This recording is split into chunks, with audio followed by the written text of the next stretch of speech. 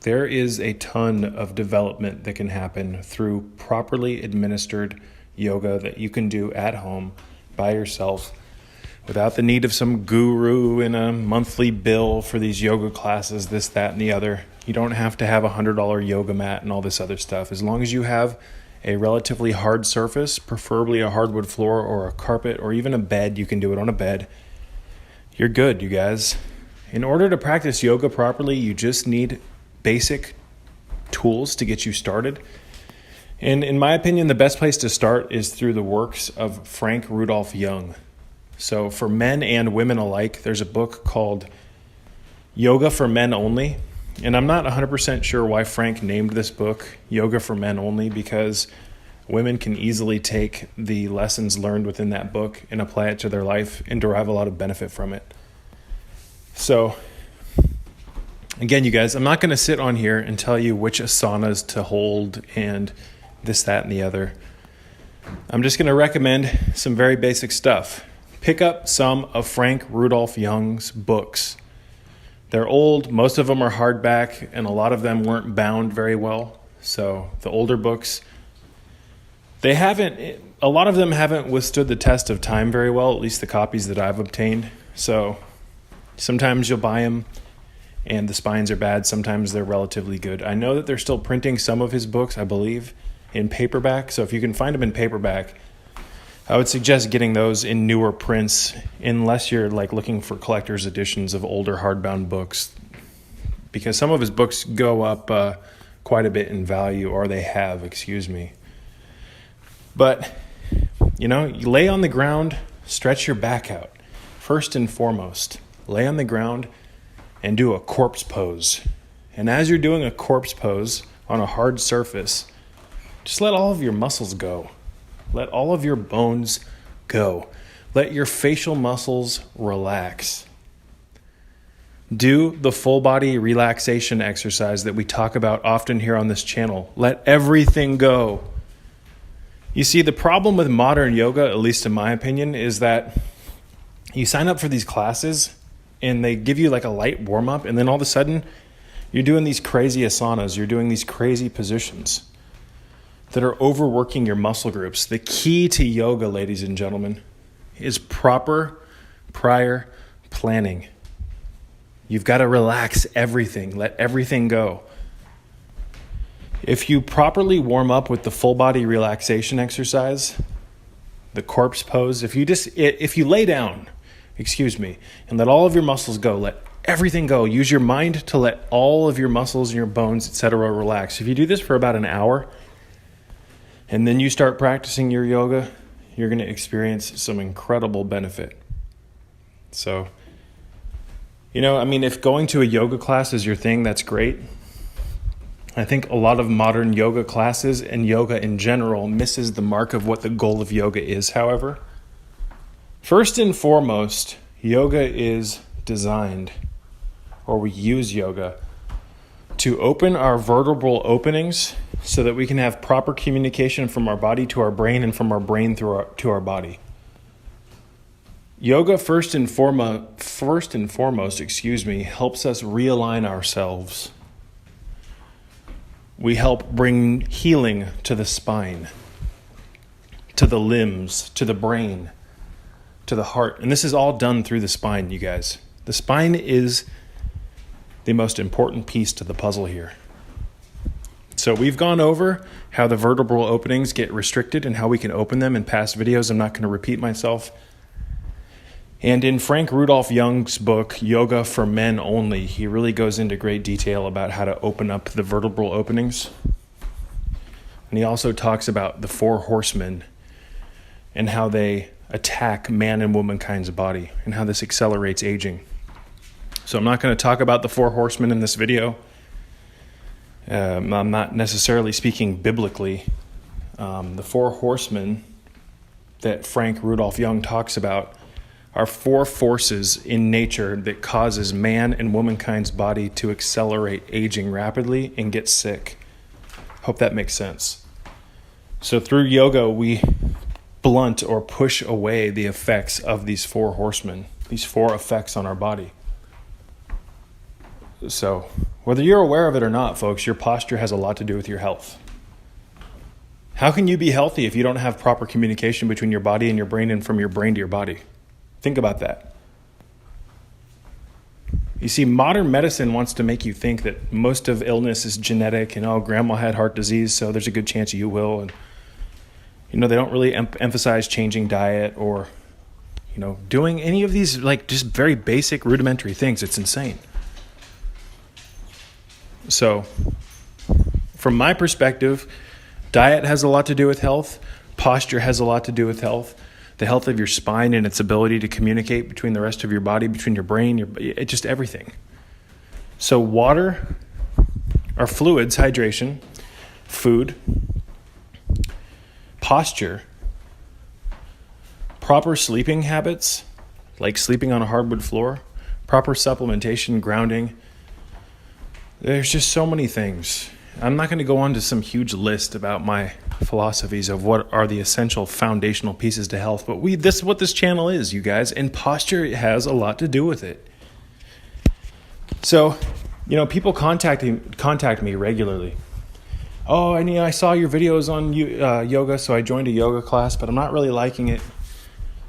Well, folks, I totally understand. Yoga, in my opinion, and this goes against most modern teachings on yoga should be first and foremost, an individualistic thing. You should do it in isolation. It's a path that you take to get to know yourself and to get you to create a union between your body and your mind.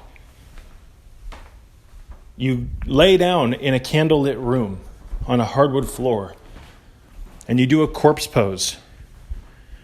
And after you get comfortable in the corpse pose, you start to do the full body relaxation exercise by stimulating your mind's ability to control your muscle groups and your bones. You literally focus on your feet, you relax your feet, and you move that focus all the way up your body, and you relax everything. You let every tense muscle go, and you dwell in this piece for 30 minutes to an hour. Then you start to stretch your muscle groups. You start to work with your spine. You hold your knees up while laying on your back and you pull them together towards you with your arms until your neck and your spine lifts off the ground, and you hold that. And then you slowly let it go and you go back into the corpse pose and you feel everything loosening up. You do neck rolls and arm rolls, and you first and foremost learn to use the power of your mind over your body. That's a large portion of what yoga seeks to teach the initiate. Yoga will over time teach you to have discipline over your body's programmed urges. So again, I'm not here to bash modern yoga, but I see a lot of problems with it because I've been to yoga classes. I've seen the dynamics between people, the teachers. In my opinion, it's fucking strange to think that you can get a bunch of good quality yoga done in a 45-minute yoga class is ridiculous to me. You need 45 minutes just to warm up. And warming up isn't standing there and stretching. Warming up is loosening your muscle groups, letting your stress go. That is foundation number one, letting the stress go, letting the tension go. And I've found over the years that the best way to do this, especially for someone who's new to this, is just to lay on a hardwood floor or like even a rug on a hard floor. Do a corpse pose, get comfortable with it, and then do the full body relaxation exercise. Over time, you will start to feel so fucking good while you do this that as you stretch and whatnot, you'll actually ebb and flow between doing your stretching, your full body relaxation exercise, and the thoughtlessness exercise.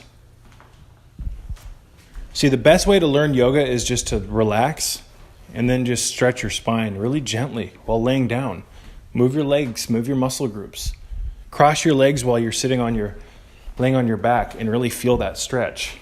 As your muscles relax, your mind will want to do things that it normally doesn't want to do. For instance, you'll feel the desire to feel the bliss of thoughtlessness. So you'll start doing the thoughtlessness exercise. You see, we've got to get off of this idea that we need to have some prescribed routine where, okay, we're going to do 15 of these then we're going to take a water break and we're going to do 10 of these and all this other regimented bullshit. No, this is an act of getting to know yourself. You fucking start by laying down and relaxing.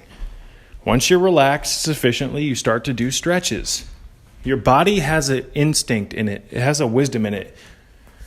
You'll know what stretches to do, but I would highly suggest supplementing your yoga path with the work of Frank Rudolph Young, his old books. I would highly suggest picking up a copy of Dr. Stephen Chang's The Complete System of Self-Healing.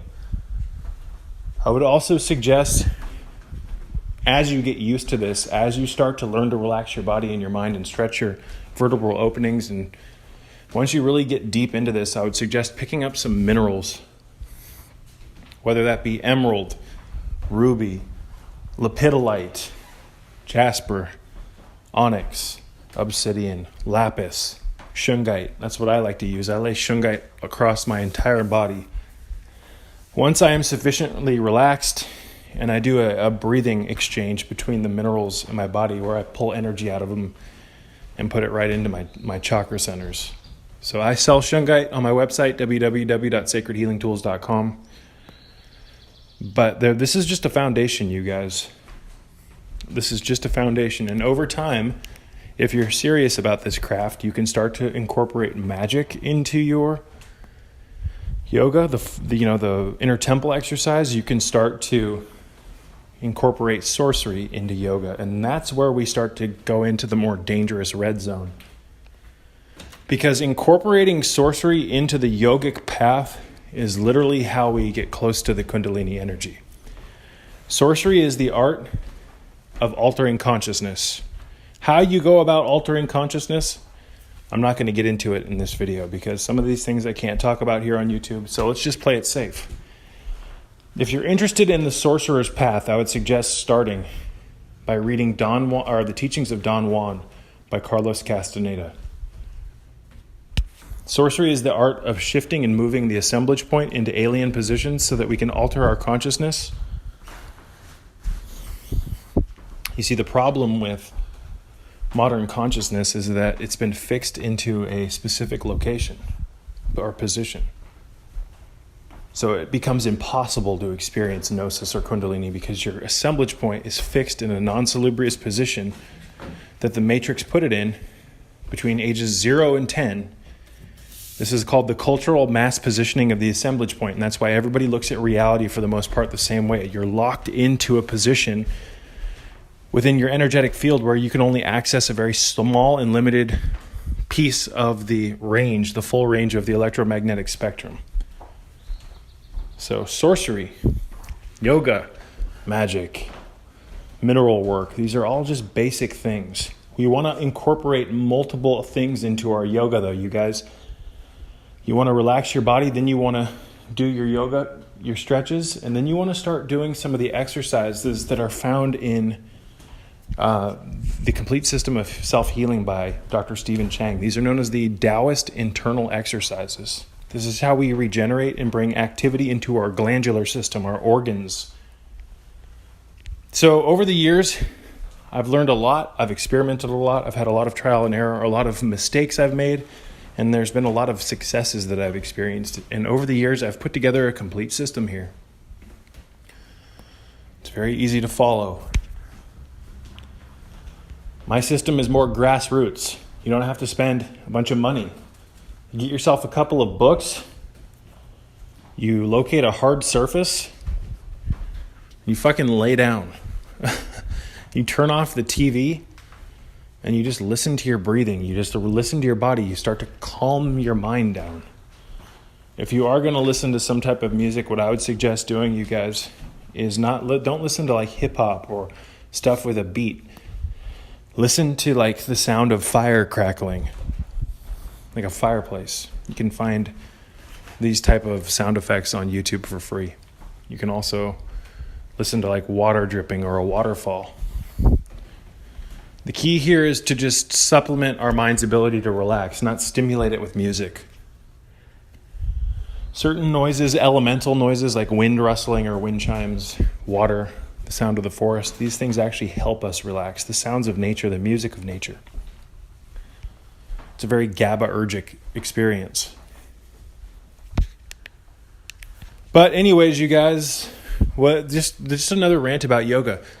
Just fucking calm your body down and then just roll around. Stretch your spine, hold yourself into new positions, open and close your hands, and just feel everything move. And as you do it, feel everything relax. Over time, you guys, as you enter these profound states of peace, where after you experience the peace, you start to do your stretching and your yoga, you're going to effectively, over time, reprogram your muscle memory, and you're going to carry the peace with you into the material realm. That's one of the main goals of yoga. It's to rewire your muscle memory, because your muscle memory right now, whether you're aware of it or not, is just fucking stressed. It's like a car redlining, full of adrenaline. Your muscle memory is programmed. You will know this with complete conviction once you start to practice yoga properly. So I love you all. May peace be with you. I'm going to have to wrap this one up short.